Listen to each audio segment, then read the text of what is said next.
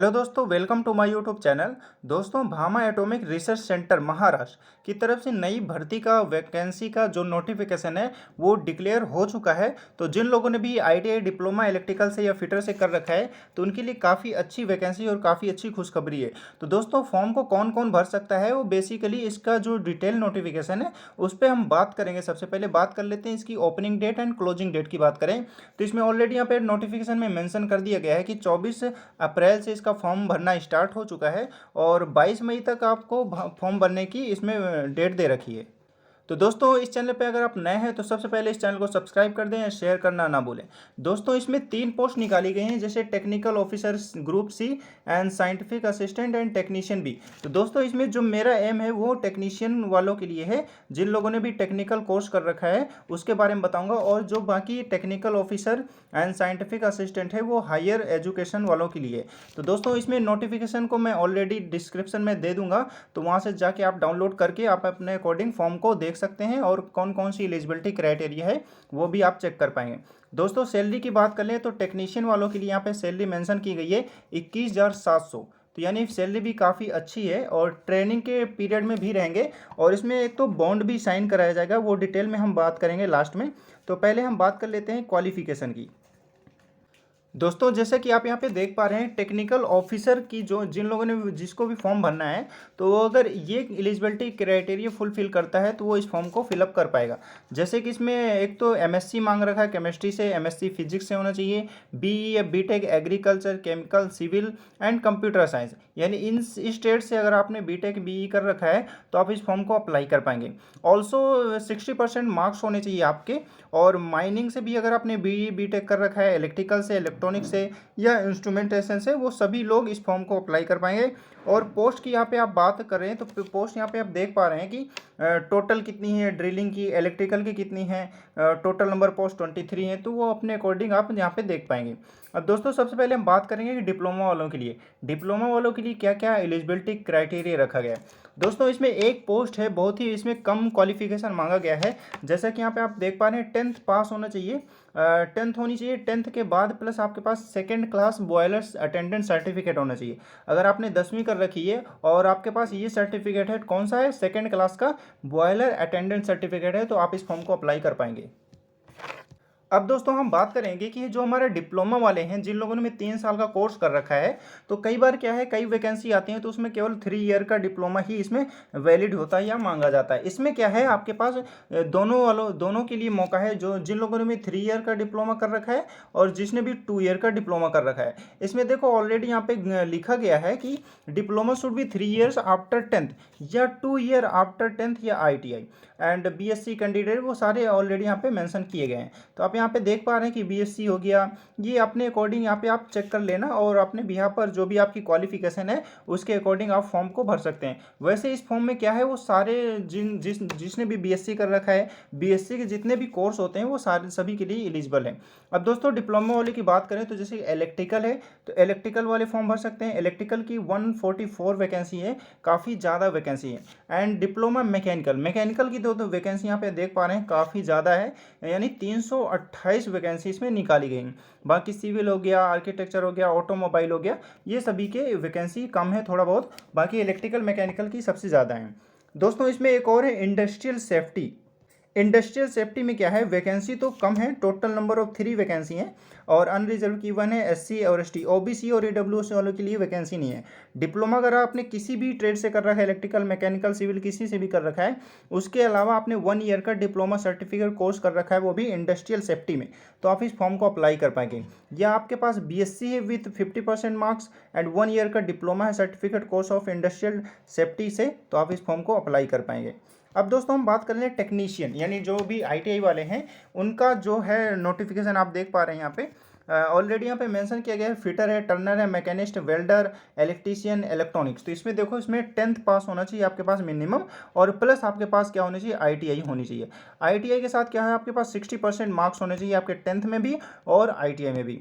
तो दोस्तों इसमें एलिजिबिलिटी क्राइटेरिया थोड़ा लॉन्ग रखा है। इसमें जो 10th में परसेंटेज होने चाहिए वो 50% मार्क्स होने चाहिए। अगर हम पिछली वैकेंसी देखें तो उसमें 50% मार्क्स थे, और इसमें क्या है, आपको पास 60% मार्क्स हैं तभी इस फॉर्म को अप्लाई कर पाएंगे, क्योंकि इसमें बहुत ज़्यादा इस बार वैकेंसी भी निकाली गई है। और इसमें एक प्रॉब्लम और है एज से रिलेटेड, तो वो भी डिस्कस करेंगे बीच में, क्योंकि वो सबसे ज़्यादा टॉपिक एज का जो टॉपिक है वो काफ़ी बड़ा है, और इसका ट्विटर में अभी कैंपेन भी चलने वाला है।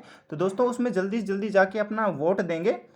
अब दोस्तों हम बात करें कि जैसे कि जो आईटीआई वाले हैं, तो देखो यहाँ पे सारी ट्रेड ऑलरेडी मेंशन की गई। इंस्ट्रूमेंट एंड मैकेनिक्स हो गया, रेफ्रिजरेशन एयर कंडीशन, ड्राफ्ट्समैन हो गया, एंड मैसन, प्लम्बर, कारपेंटर, ये सभी के लिए वैकेंसी काफ़ी अच्छी नाम नंबर पर निकाली गई हैं। यहाँ पे टोटल नंबर ऑफ पोस्ट देख पा रहे हैं, और इसमें सेम क्राइटेरिया मांगा गया है कि आपके पास 10th में 60% मार्क्स होने चाहिए, और 60% मार्क्स के साथ इस ट्रेड से क्या है आपके पास आईटी होनी चाहिए। तो दोस्तों आप अपने अकॉर्डिंग यहाँ पे देख पा रहे हैं एलिजिबिलिटी क्राइटेरिया मैंने ऑलरेडी डिस्कस कर दिया है, और यहाँ पे आप देख लेंगे कि लेबोरेटरी के लिए क्या क्या क्वालिफिकेशन मांगी गई है, डेंटल टेक्नीशियन के लिए क्या क्वालिफिकेशन मांगी गई है, उसी के बिहाफ पर आप इस फॉर्म को अप्लाई करेंगे। दोस्तों फॉर्म को अप्लाई क्या करना है, तो सबसे पहले इससे हम एज क्राइटेरिया की बात कर लें। तो दोस्तों जैसे कि टेक्निकल ऑफिसर की जो पोस्ट निकाली है, इसमें तो 18 से 35 साल इन्होंने रख दिया है, बट इसमें टेक्नीशियन बी की क्या है वैकेंसी में क्या है 18 से मिनिमम मैक्सिमम 25 साल तक आप फॉर्म को फिलअप कर पाएंगे। और यहाँ पे भी दो कैटेगरी में बांट दी थी, जैसे कि डिवाइड की है टेक्नीशियन में, एक तो category first and category second. Category first में क्या है, जो आईटीआई वाले इलेक्ट्रीशियन वाले हैं, तो 19 साल से 24 साल के बीच में अगर आपकी एज है तो आप इस फॉर्म को अप्लाई कर पाएंगे, और वरना दोस्तों अगर आपकी 25 है तो इस फॉर्म को अप्लाई नहीं कर सकते। दूसरे में क्या है, सेकंड कैटेगरी में 18 से 22 साल तक रखी गई है। तो इसमें एज क्राइटेरिया इन्होंने बहुत कम रखा है, तो इसी से रिलेटेड, क्योंकि पिछले साल जो वैकेंसी आई थी उसमें 18 से 28 साल तक की एज क्राइटेरिया रखा गया था। अब दोस्तों बात करें कि जैसे कि हमारे पास सिलेक्शन मेथड की बात करेंगे, तो टेक्निकल ऑफिसर की जो है इसका सिलेक्शन सीधा ही डायरेक्ट होने वाला on the basis of performance in interview, यानी इंटरव्यू के बिहाफ पर ही इनका सिलेक्शन होगा। और दोस्तों इनका थोड़ा बहुत ही बेस्ड मतलब स्क्रीनिंग टेस्ट होगा, बाकी इंटरव्यू के बिहाफ पर इनका सिलेक्शन होने वाला है। और दोस्तों हम पहले बात करेंगे टेक्नीशियन बी वालों के लिए, यानी जिन लोगों ने भी आईटीआई कर रखा है उनके लिए मेन टॉपिक होता है। तो दोस्तों जैसे कि आप यहाँ पे देख पा रहे हैं कि 3 टेस्ट लिए जाएंगे आपसे। एक तो प्रिलिमिनरी टेस्ट होता है, एडवांस टेस्ट होता है, स्किल टेस्ट होता है, यानी 3 टेस्ट होंगे ऑलरेडी। जैसे कि जो आपका फर्स्ट टेस्ट होगा, फर्स्ट एग्जाम होगा, उसमें टोटल नंबर ऑफ क्वेश्चन 50 रहेंगे और 4 ऑप्शन वाले रहेंगे, यानी ऑप्शन वाले क्वेश्चन आने वाले हैं। और इसमें जो एक क्वेश्चन 3 मार्क्स का होने वाला है, और इसमें नेगेटिव मार्किंग रखी गई 1 मार्क्स, यानी कोई भी गलत आंसर होगा तो 1 नंबर काट लिए जाएंगे दोस्तों। अब एडवांस की बात करें तो एडवांस में क्या है, यहाँ पे भी सेम क्राइटेरिया रखा गया है। 50 क्वेश्चन रहने वाले हैं, और इसमें 2 आवर्स का ड्यूरेशन रहने वाला है, यानी 2 घंटे का आपका पेपर रहेगा। और जो सेकंड जो एडवांस टेस्ट है, इसी के बिहाफ पर आपका मेरिट लिस्ट तैयार होगा, और इसी के बिहाफ पर आपका सिलेक्शन होने वाला है। इसके बाद सेकंड स्टेज आप क्लियर कर लेते हैं एडवांस टेस्ट, उसके बाद स्किल टेस्ट के लिए बुलाया जाएगा, और इसके बाद ही आपका ऑफर लेटर डिक्लेयर होगा। दोस्तों अप्लाई कैसे करना है, अप्लाई के लिए ऑलरेडी मैंने डिस्क्रिप्शन में लिंक दे दिया है, तो वहाँ से आप जाके आप अप्लाई फॉर्म भर सकते हैं। और वैसे भी इसमें मेंशन कर रखा है कि इसकी वेबसाइट पर आपको जाना है, और जाने के बाद सारी जो भी इन्फॉर्मेशन है वो ऑलरेडी फिल कर देनी है, उसके बाद आपका फॉर्म क्या है फिलअप हो जाएगा। दोस्तों फ़ोटो का साइज़ जो है बहुत ही ज़रूरी इसमें भरना, और जो आपकी जो फ़ोटो है या सिग्नेचर है, आप जब भी फ़ोटो को अपलोड करते हैं तो इस फॉर्मेट में होना चाहिए आपका साइज़ सिग्नेचर का और प्लस फ़ोटो का। और जो फ़ोटो का साइज़ दे रखा है 50 KB है और 20 KB जो है, तो ऑलरेडी आप अपने अकॉर्डिंग देख लेंगे, और यहाँ पे वैसे साइज़ मेंशन कर दिया गया है, तो इसी साइज़ पर ही आप अपलोड करें। और दोस्तों क्या है, जो भी आपकी फ़ोटो है वो पूरी क्लियर होनी दिखनी चाहिए, आपकी जो ईयर्स है वो सारी ऑलरेडी वहाँ पे पूरा क्लीन दिखना चाहिए, तभी आपका जो फॉर्म है वो क्या है एक्टिव होगा और उसको मान्य किया जाएगा।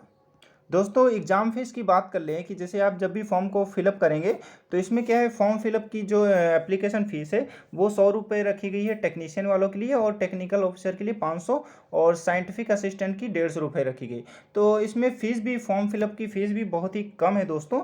अब जैसे कि टेक्नीशियन बी में 2 कैटेगरी आती थी, एक तो category first and category second. तो कैटेगरी फर्स्ट में क्या है 150 रुपये, और कैटेगरी सेकेंड में क्या है 100 रुपये रखी गई है। तो दोस्तों एग्ज़ाम फीस भी बहुत ही कम है और काफ़ी अच्छी वैकेंसी है, और लास्ट मौका है क्योंकि, और दोस्तों सेंटर ऑफ एग्ज़ाम एग्जामिनेशन की बात कर लें तो ये सारे आपके सेंटर रहने वाले हैं एग्ज़ाम के, कि आप देख पा रहे हैं कि examination will be conducted various cities. Agartala हो गया, अहमदाबाद हो गया, इलाहाबाद हो गया, अमरावती हो गया, आइजोल, ईटानगर, यानी ऑलरेडी 28 स्टेट में या जो भी डिस्ट्रिक्ट्स हैं वो हर जगह आपके एग्ज़ाम सेंटर जाने वाले हैं। तो जो भी आपका नियर बाय सिटी हो वहाँ पे आप एग्ज़ाम सेंटर भर दें। तो वैसे भी अगर वहाँ पे ऑप्शन नहीं आता है दोस्तों, वैसे मैं इसका डिटेल नोटिफिकेशन लेके आऊँगा, जैसे कि फॉर्म को कैसे भरना है और फॉर्म भर के भी बताऊँगा। तो दोस्तों इस चैनल को सब्सक्राइब करना ना भूलें एंड शेयर ज़रूर करें, क्योंकि काफ़ी अच्छी अच्छी वैकेंसी इस चैनल पर आती रहती हैं दोस्तों। तो thank you friend for watching this video. मिलते हैं नेक्स्ट वीडियो पर।